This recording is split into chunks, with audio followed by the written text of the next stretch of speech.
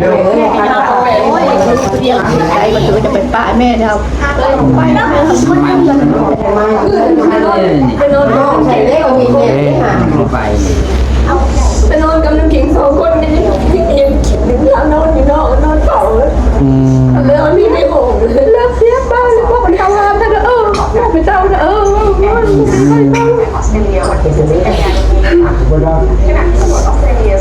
เรียนมาแต่มันขิงไปนอน น้ำมันเอาน้ำมันใส่ก้อนให้มาไปบนบ้านตาแล้วต้องทำลูกไปเดียวต้องแม่ตอนนี้มีจะมันได้สรุปคือทางแม่โทรมาบอกกินได้ยินสาวว่าโอ้โหเบิดแล้วก็เลยโทรหาแม่ว่าแม่กำลังเดินทางออกมาประมาณ12 โมงหอดเมือง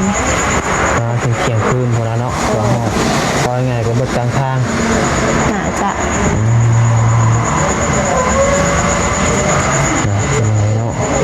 นี่แต่ว่ามาอะไรก็จะได้เอาเขาเพื่อนเลยเสียเขาเพื่อนเนาะเลยเลยเนาะมาหอดกินนี่ก็ลมเพ่งๆเนาะแต่ว่าเราอย่างเชียร์อะไรเลยนอกมาเลยกับคนลุกต้องขี่รถมาก็ทั้งลมทั้งฝนตอนนั้นใส่มาตอนนั้นเบลเขาก็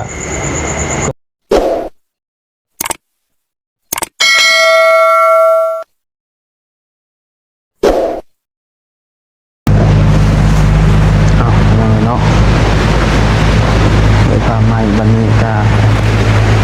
เงินของน้องเบลคนเด้อเงินอายุก็มากน้องฝนก็ลมฝนตกยังไงเนาะเก็บเบิดน้ำใส่มากินก็ได้เอาสาดมากเอาสาดมาจะเฮือนเลยเอาสาดมาปู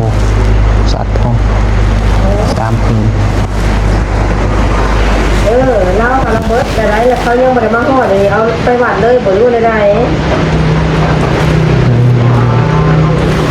เบิดในได้ตรงนี้เนาะ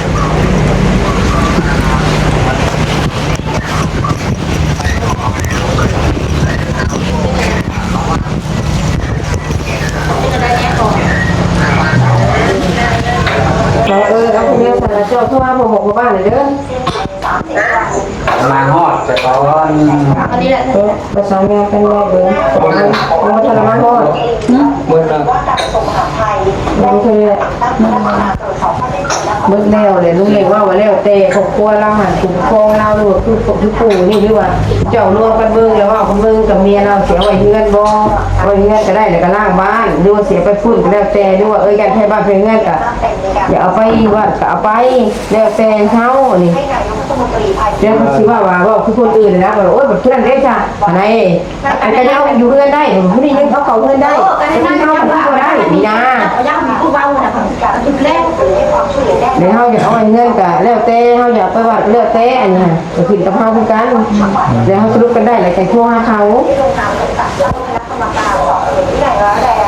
อันนี้เนาะก็มาฮอดเจอเป็นเราสิเป็นกันได้ค่ะเอาอย่างนี้รู้มาฮอดแล้วโตถ่ายนั่งทุกคนหมดนะตัวโซซับจะมันเน็ตเราได้ตัวข้างนอกมันก็ครับเจอครับตัวหน้าตัวชานี่ตัวอะไรลูกตัวซับตายมันยากมันแท้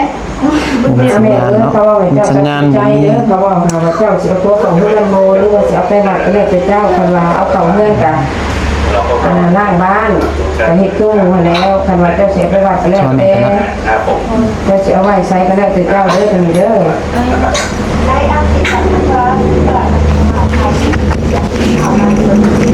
โอ้เรื่องนี้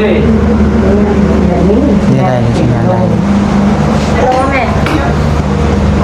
เอาเขาหวานเบอร์เรือของเงิน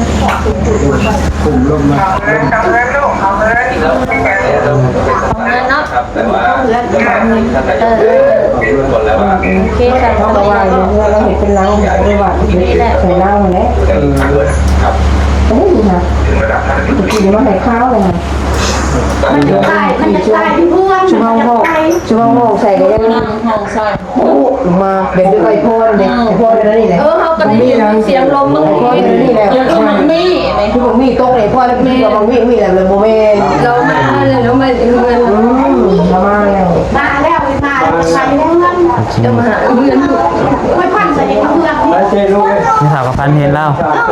ไม่อยู่ เปิด กัน ไฟมาขับแต่ชูแต่ละ10 ชั่วโมงแต่ละโลกก็ว่าพาแม่งด้วยพัน โอ้ยเดี๋ยวใจมันถือจะเป็นป้าแม่เราไปแล้วแม่ทำมัน มาเป็นโน้ตใส่เล็กมีเด็กค่ะ ไป ไปนอนกับน้ำขิง2 คนนี่พี่เองแล้วนอนอยู่นอกนอนเฝ้า อืม แล้วนี่ไม่โหงแล้วเสียบ้านแล้วพวกมันทำงานแต่ไปเจ้า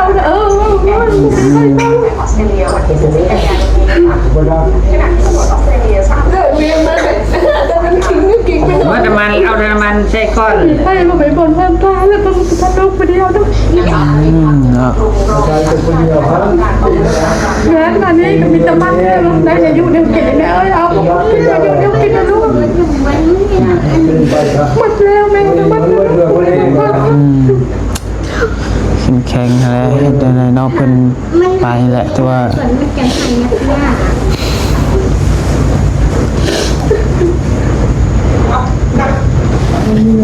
ตั้งใจนะครับอดเอา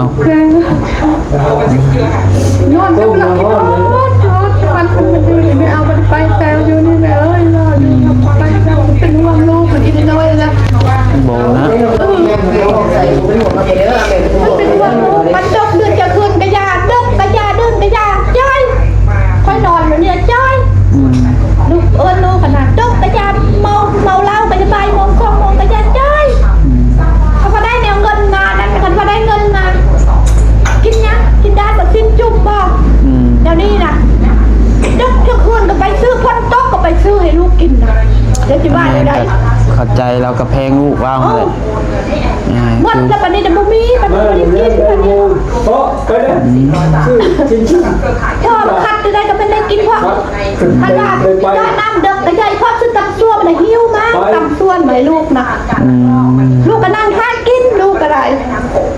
ถ้าพวกไปเท่ากินก็นอนยากนะกินตะคูนอะไรดอกเดือนจะคืนไม่ได้ก็ได้สิว่ามันคิดเพชรตัวนี้นี่แหละอุ้ยแบบ คือเทนความดี เห็นความดีมันนี่แหละ เราก็ยังตกใจตอนเมโทรบอกว่า ก็ได้รับเลยลูกเอ้ยลูกโคมเดือนโคมไป ตั้งใจ เบิดแล้วก็มาอยู่ทำไมมันเบิดแล้วก็มันจี๊ดมันจะลงตัวมี แม่นเธอนักแห้งนะมันโอกาสสิรอดก็ยาก รถเป็นยา ตั้งใจได้ไปเถอะเด้อได้ ใส่ลูกแล้วก็เนี่ยเพิ่มขาใส่ลูกระบาดนี้นะตรงนี้เหมือนแต่เจ้าตั้งตีนที่เลยบัดนี้พาเนี่ยเจ้าอยู่พาไม่เจ้าอยู่นะบัด เด็ดสิเบิ่งดอกบ่ต้องเป็นห่วงสิเบิ่งสินกกันบ่ปลาบ่ทิ่มดอก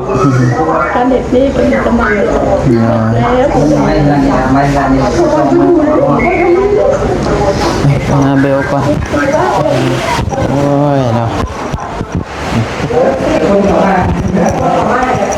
ก็มาเกี่ยวกับมันคนอยู่เนาะทางเขา เอา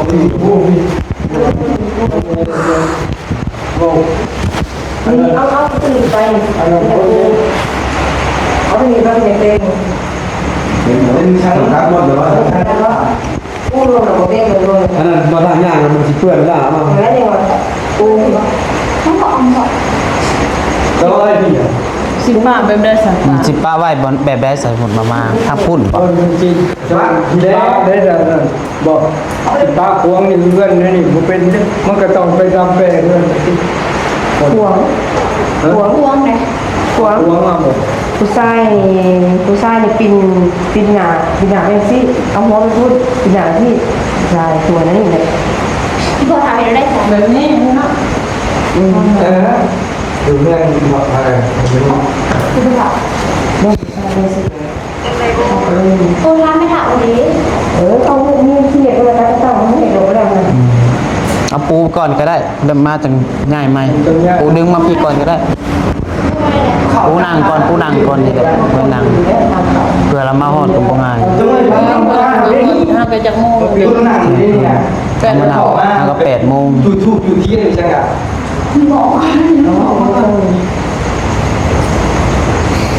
โ อันนี้คนต้องมาขี่แล้ว มันเปื้อนเนี่ยปัดแล้วบูปัดเนี่ย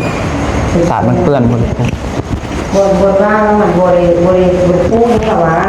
บ่แล้วปะมีแต่ ปูนี่นะ โมดิปูตัวนั้น คือเอาเป็นยังไงลองขี่สิ อันนี้เอาไว้ปูนังอันนี้ มีสารยางสารดูตู้ประเด็นผู้มันปะไปหลักเอาลาไว้ ปูแบบนี้แหละ คนนั่งอยู่ผู้ไว้ บาดจนเข้ามาเขาก็โคตรอ่ะพวกนั้น ปูตูดหูโลดตัวนี้แฟนตูดหูโลด เราพุ่งนะพุ่งเราพุ่งไม่อยู่กับแล้วสาดพุ่งสาดน้ำกูเลยมาพุ่ง บัดเอาไปบัดเอาไปเอาหายน้ำเบิดเด็กเลยนะ ชาดึงตู้นะชานี่ผมพูดไปว่าทางยากนะเพื่อนเรื่องไม่พูด นี่มันเด้ดึงมาถึงงานเลยทำวิประตูนะได้เลยจะโต เราจะเอาลาไว้นะภาษาเรียนกันเราจะเอาไปพูด แต่ว่าดึงเป็นวิประ พวกนายจะเข้าใจอยู่เขาเชี่ยวชาญ เข้าใจว่าปูนี่ทำที่เป็นพูดวิแต่ว่าประตูเลยมีว่าเข้าใจเลยว่าเลยตามเอาไปเอาเอาไปออกตู้รถพี่ คนนั่งคนทำแก่คน เรียนได้ถึง ดักกันทำกัน ถึงกันเพื่อได้ทัศน์ดูจำมาให้ประตูหรือยาอะไรแล้วมึงจะรอไว้ ฉันเลยถึงว่า ไม่ให้มันทางอย่างเลยว่าดึงคุ้มเลยเลย ได้อยู่แล้วเขาเรียกมันขึ้นเลยเอามาดิมันจะดึงอย่าไปอีกอย่าตรงอีกเราไปชุดเรายาวเราสูงไม่ใช่ ปูแตนหนึ่งก็ได้ไปเลย แค่ตัวนั่น นี่ เนี่ยแม่นี่เป็นตัวเดี๋ยวรีบว่า แจ้งก่อนอย่าเอาเขาพาเลยเรียบพานเอาตัวหนึ่งเรียบพานพี่งามเลยนะคนที่สุดเลยเกณฑ์เอาตัวนี้หันด้วยแรงแป้งอะไรเอาถูกเอาเป็นชุดถูกคนขอมาเขานั่งมีพาหรืออื่นดอกดูผีเลยจำดูผีจำพาเลยจะพาไปทำอะไรนะ เนาะเป็นมาจิ้มแป้งใหม่ปูไปก่อนไปทางหนักเลยครับกับนายเนาะ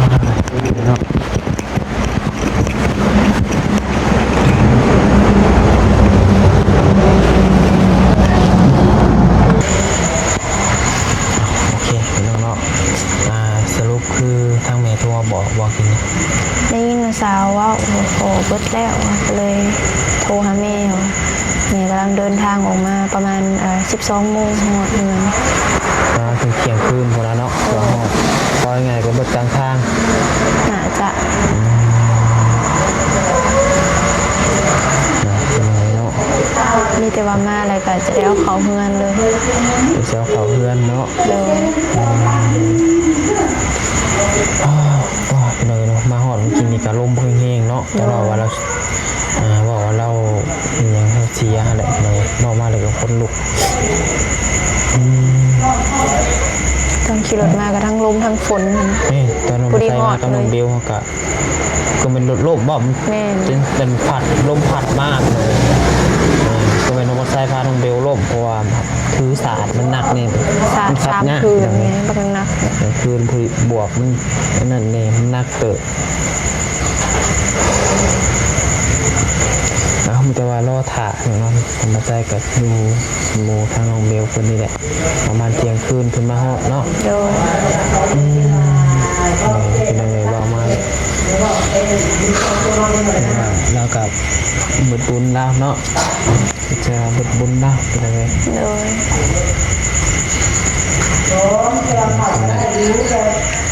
อาจารย์แต่ว่าทางโซเบียบุญไปหาอาบน้ำอาบในพักผ่อนก่อนเลยไปพอคนมาหอดเนาะแกสี